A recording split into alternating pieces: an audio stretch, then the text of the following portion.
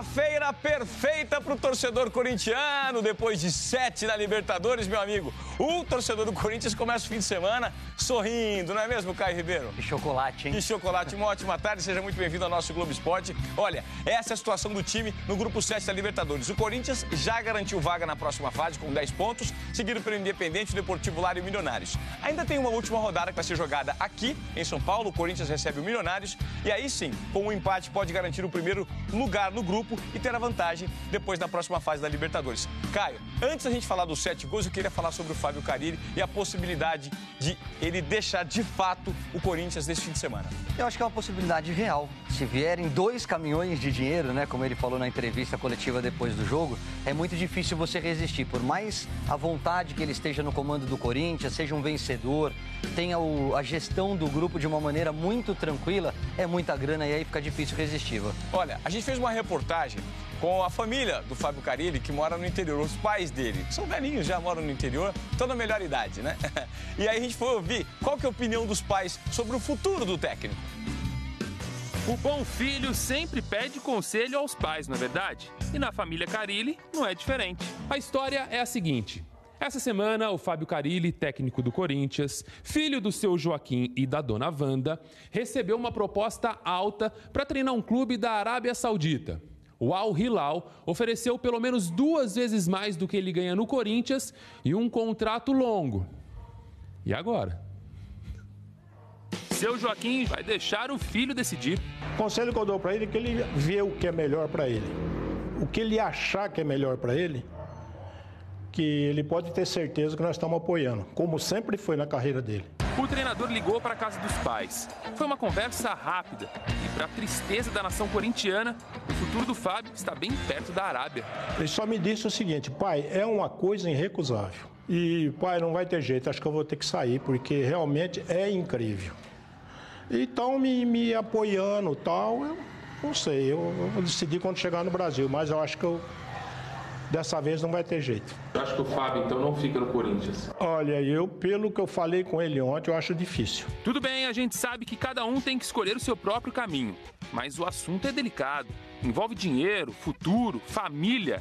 A mãe, dona Wanda, também tem que opinar, né? Eu deixo a decisão dele. O que ele decidir, a gente vai apoiar. Ele que vai. Manda uns troquinhos pra nós. Ele já ajuda agora, ajuda mais. E que troquinho, hein? Ô, Caio Ribeiro, vamos falar agora da vitória dos 7 gols marcados pelo time ontem. Muita gente está dizendo que o Corinthians jogou ontem com o Deportivo Lara, que só meteu 7, porque é um time relativamente fraco. Você acha que é fraco? Ivan, esse time do Lara ganhou do Milionários e ganhou do Independente nesse mesmo campo. Primeiro gol do Jadson. Segundo do Jadson. É legal mostrar o bom momento do Jadson, né? Que está retomando o condicionamento, o ritmo de jogo. E esses 3 primeiros gols é que colocaram o Corinthians numa situação muito confortável. A partir daí, entrou uma coisa que é fatal. Quando você joga contra o Corinthians e se desorganiza e dá o contra-ataque, você toma um saco. Você toma 6, 7. Eu acho uma golaço do Romero, hein? Golaço. Voleio, golaço. O Júnior Dutra recuperando também, fazendo 2 gols. Isso é bom para você rodar o elenco e todo mundo se sentir confiante. Prestigiado, né? Prestigiado. Acho que o Corinthians fez um partidaço. Eu acho que o Deportivo Lara tem as suas limitações, mas é difícil você fazer 7 em qualquer equipe em casa. Imagina fazendo fora de casa. Olha, ontem o jogo teve uma interrupção por conta de uma garrafada. No primeiro tempo, jogaram uma garrafa, a torcida do Deportivo Lara arremessou uma garrafa que pegou na cabeça do goleiro. Na verdade, o caco de vidro bateu na trave e pegou na cabeça do goleiro do time do Deportivo. Lamentável, né? É triste, né? Não, lamentável. E aí, na verdade, um estilhaçozinho pegou na cabeça do goleiro. E no segundo tempo, arremessaram uma garrafa, jogaram pedra no Cássio, né? O jogo ficou paralisado por 13 minutos, o Cássio pegou um pedacinho do objeto que foi lançado nele. O jogo teve uma paralisação de 13 minutos, mas isso não interrompeu o ímpeto do Corinthians, que depois, na volta, fez mais 2 gols. A bola que o Corinthians jogou ontem, a proposta de contra-atacar, o espaço que ele teve para jogar dessa maneira, pode parar o jogo 10, 15 minutos, que não tinha como. Ontem o Corinthians fez uma atuação impecável. Tá certo. Daqui a pouco mais notícias do Timão, a reportagem completa, porque agora vamos falar do Palmeiras.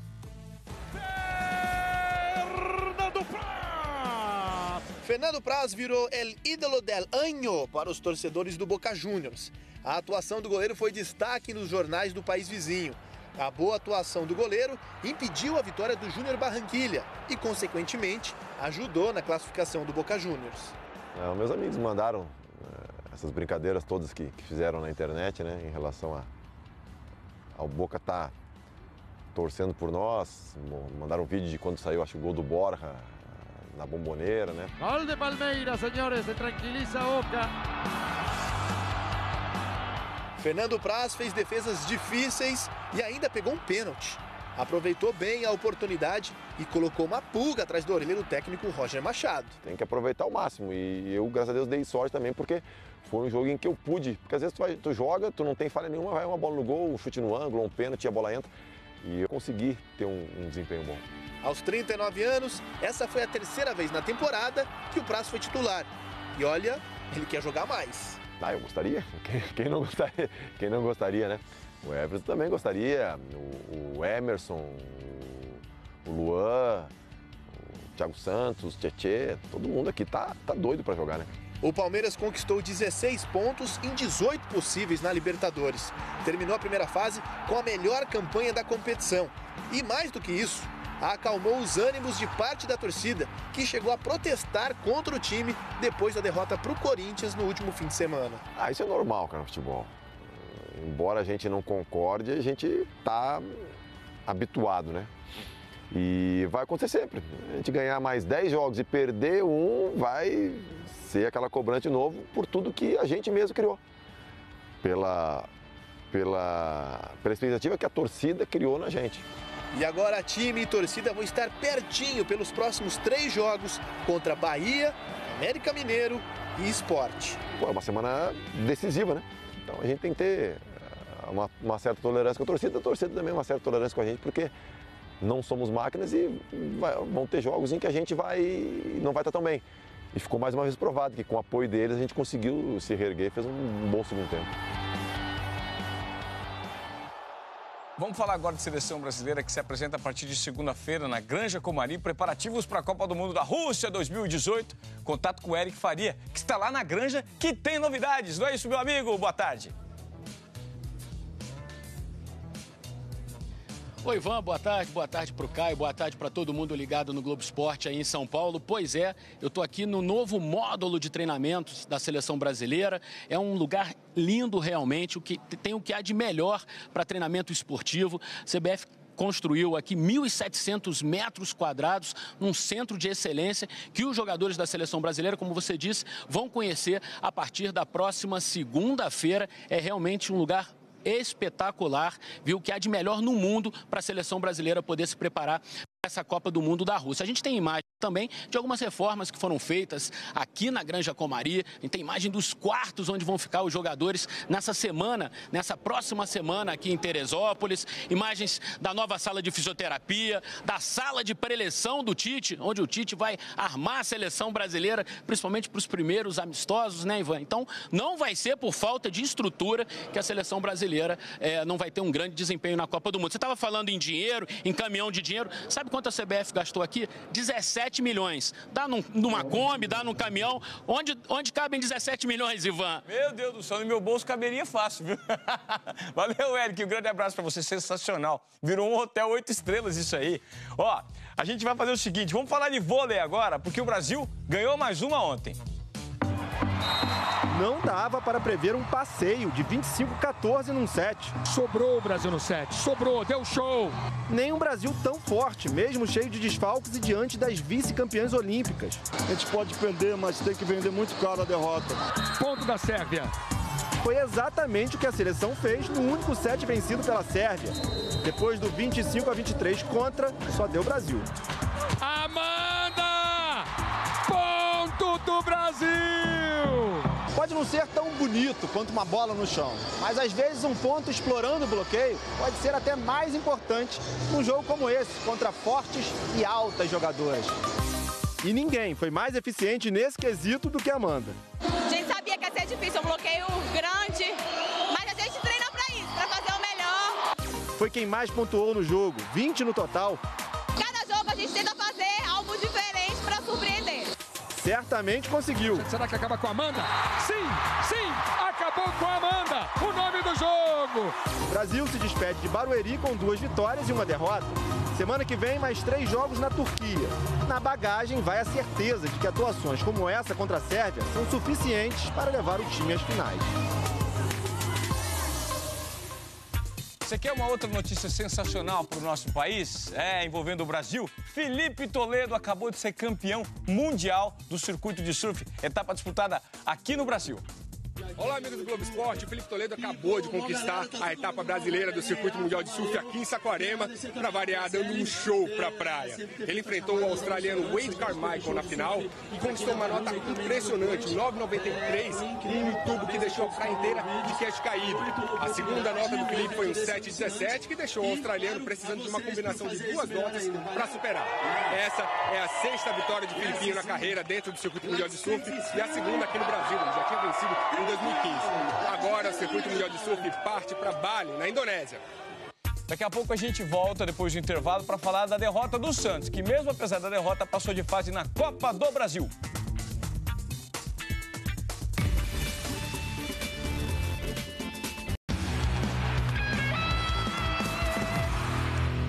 Se você fosse o Fábio Carille, aceitaria um caminhão de dinheiro para ir para o futebol da Arábia Saudita? Vai lá no @GloboEsporteSP, no Twitter, no Instagram, responde pra gente que daqui a pouco eu vou ler sua opinião aqui, ó, no telão interativo, tá bom? Agora, nós vamos ver como foi a derrota do Santos, que passou de fase na Copa do Brasil. O Santos poupou quase todo o time titular, tamanha vantagem construída na Vila Belmiro diante do Luverdense. E é bom falar que a vida é feita de oportunidade, né? E muitos hoje tiveram. Depois a gente vai reavaliar para ver aqueles que aproveitaram ou não. A torcida da casa tentou empurrar o time de Lucas do Rio Verde, que precisava golear, e até fez o primeiro gol com 15 minutos, mas foi contra. Cruzamento na área, gol contra! Paulinho após cruzamento de Daniel Guedes. Arrancada pela esquerda, o cruzamento do Daniel Guedes. O zagueirão antecipou e fez contra. Para se redimir, 15 minutos depois, o Paulinho foi na lateral e cruzou na medida para o Paulo René empatar para o Luverdense. Do Paulo René, número 9.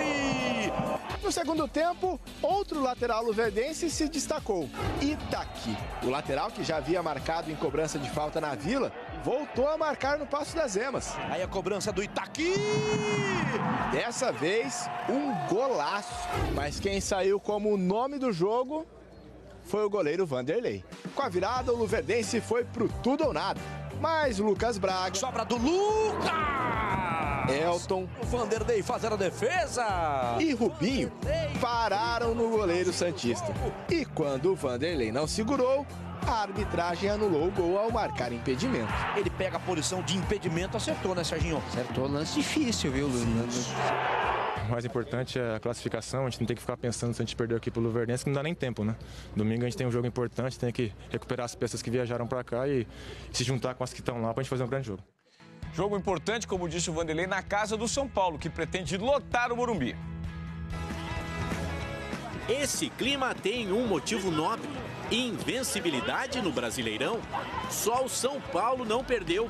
E domingo tem clássico, aquele tipo de jogo capaz de mudar o rumo das coisas. Envolve muita coisa o clássico, eu acho que determina assim uma virada aí num time, numa campanha, depende muito do que acontece dentro de um clássico. E para vencer e seguir invicto, nada pode dar errado na preparação. Aí o professor pediu privacidade. A imprensa mostra essa conversa, mostra os goleiros, a roda de bobo, o começo do trabalho técnico e tchau. Se o ensaio fechado deu certo, domingo a gente vai ver, lá na casa do Tricolor. O Morumbi, comparado às novas arenas espalhadas pelo Brasil, é carinhosamente chamado de um estádio raiz. E como ele é muito grande, a direção do São Paulo pode cobrar preços mais acessíveis. É o que vai acontecer no clássico contra o Santos. Um estudante que paga meia entrada pode escolher entre 2 setores, ou paga R$10 ou paga 15. O anel superior tem capacidade para 40 mil pessoas e o ingresso mais caro custa R$30. preço acessível. A gente sabe o país em que a gente vive, a situação em que nós vivemos nesse país, então quando tem um preço acessível, o torcedor se sente mais à vontade para ir ao estádio e apoiar o time. Talvez não seja uma arena moderna como outros, mas um estádio muito bonito, um estádio especial, por isso que falei, por la história, por las coisas que aconteceram nesse campo de jogo. Então, nós temos que honrar a história e fazer um bom jogo. Bom jogo significa vitória, que significa seguir invicto e, quem sabe até, a entrada no G4. Jogo bom nessa rodada do Campeonato Brasileiro, hein, Caio Ribeiro? Agora, o que esperar do momento desses dois times? Eu acho que tem tudo para ser um jogo truncado. São Paulo ajeitou a defesa e ainda encontra uma certa dificuldade na criação ofensiva. O Santos tem um grande ataque. Tem um Gabigol, por exemplo, que é um centroavante diferenciado. Mas o meio de campo ainda não se acertou, ainda não leva essa bola com tanta qualidade. Apesar do Rodrigo ser um menino promissor. Eu acho que o Santos vai ter uma proposta de se defender e contra-atacar. E o São Paulo não abre mão do estilo dele. O São Paulo é um time que marca muito forte para depois tentar ganhar o jogo. Agora, essa atmosfera, preço mais baixo, Morumbi com público alto, isso torna o jogo muito mais bacana. O Santos perdeu lá pro Luverdense, dá nada? Não, dá nada. Poupou um monte de jogadores, já estava classificado, sabia que essa derrota era até esperada. Eles estão realmente focados nesse jogo de domingo. Tá bom. Ó, seguinte, vamos pro intervalo? Já tem a história do jogo do Corinthians. O Jadson meteu 3, o Júnior Dutra meteu 2, só que teve um cara que disse que fez o gol mais bonito. E foi mesmo. O meu.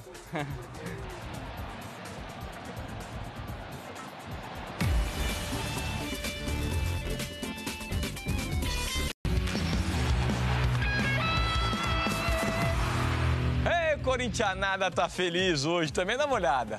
7? O time pintou 7 ontem na Venezuela.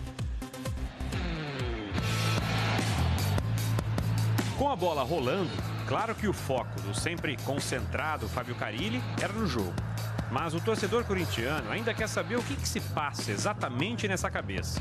Se vai ter despedida no domingo contra o Sport. O fato é que o dinheiro proposto pelo Al Hilal da Arábia Saudita parece não caber em qualquer bagageiro. Um caminhão de dinheiro da Arábia, você aceitaria dessa vez? Um não, mas pode vir 2, né? Aí não é mais um, né? Pode vir 2 caminhão, aí na conversa é diferente. Vamos esperar, tô muito tranquilo aqui, tá? Com 1 eu não vou, com 2 eu posso pensar. Mas se o professor até pensava em refletir alguma coisa sobre o seu futuro, essa partida não ajudou. Simplesmente a maior goleada da história do clube como um visitante na Libertadores. Justamente contra um time que parecia difícil. Ainda não tinha perdido em casa na Libertadores desse ano. Até que Jadson, num contra-ataque, resolveu mudar essa história. Rolou pro Jadson, invadiu na cara do gol, perna esquerda, batida! Gol!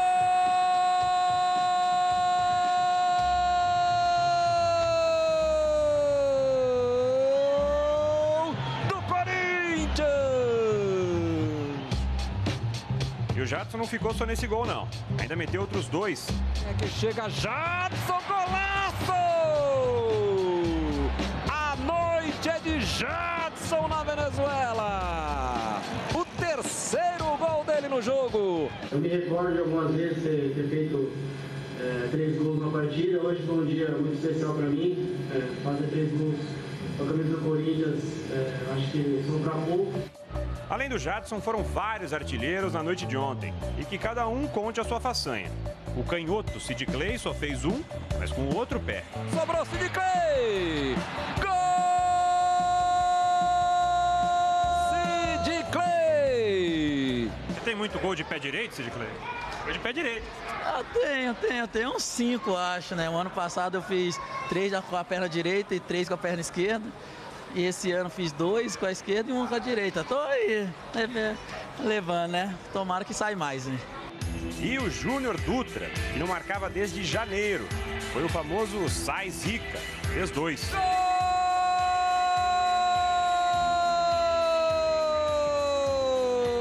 Gol do Corinthians! Outra vez, Júnior Dutra. Entrar com a camisa do Corinthians, poder fazer gol, é uma sensação muito especial. Então, meu terceiro gol com a camisa do Corinthians, espero que agora saia, né? Esse tempo que eu fiquei sem marcar, estou muito feliz hoje. Sinal de que as coisas não estavam dando nada certo para o Deportivo Lara foi a garrafada que a torcida tentou acertar no próprio goleiro. Parece que foi atingido por alguma coisa o goleiro do Deportivo Lara. Jogaram alguma coisa ali, fica bravo ali o goleiro Curiel. Quando ameaçaram o Cássio depois, o árbitro paralisou a partida e ameaçou encerrar o jogo por falta de segurança. E dá para perceber que agora no alto-falante do estádio há um pedido, né, sendo feito para que os torcedores não atirem objetos para dentro do campo. Ainda assim, o Deportivo Lara ameaçou reagir 2 vezes, com Reyes e Hernández. Foram 7 gols. Agora, Romero, qual foi o mais bonito? O meu. Invadiu a grande área, trouxe para o lado direito, lá vem cruzamento, Romero! Golaço!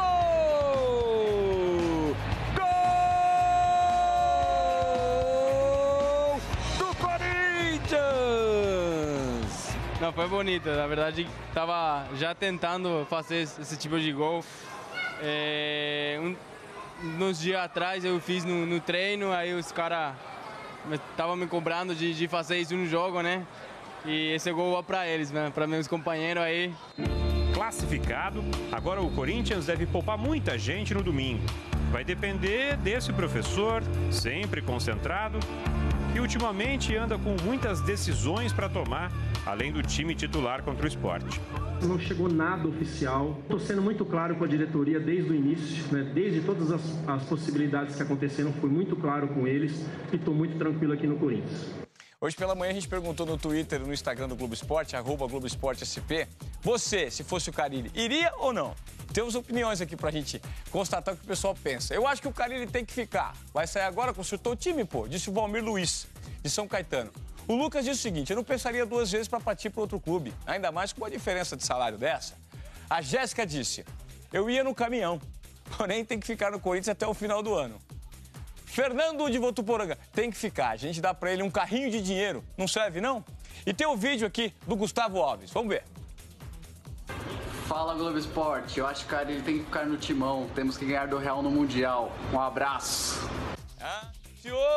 Ambicioso, ganhar no Mundial. E que é isso? É muito otimismo. Caio, agora de fato, se fosse você, aceitaria essa proposta, levando em conta que ele dirige o Corinthians? É um grande treinador. Todas essas opiniões do torcedor corintiano é para que ele permaneça, porque se trata de um treinador vitorioso, com curto espaço de carreira, mas já ganhou muita coisa. Eu, no lugar do Carille, se vierem esses 2 caminhões de dinheiro, eu acho que não dá para resistir. Olha só, assim pensam 66% das pessoas que responderam a nossa enquete nas redes sociais. Se você fosse o Carille, olha aí, Caio, eu ficava no Corinthians, 34%. Os corintianos estão doidos, não estão, não? Então, estão inseguros. Agora, eu acho que existe uma continuidade de trabalho. Caso, de fato, ele saia, que ele seja efetivado o loss, porque aí é a continuidade do trabalho do Carille. Assim como foi com o Tite nessa sucessão. Show. Terminou o Globo Esporte, amanhã tamo junto, hein? Amanhã é casamento real, hein, Caio? Amanhã é dia especial. Ai.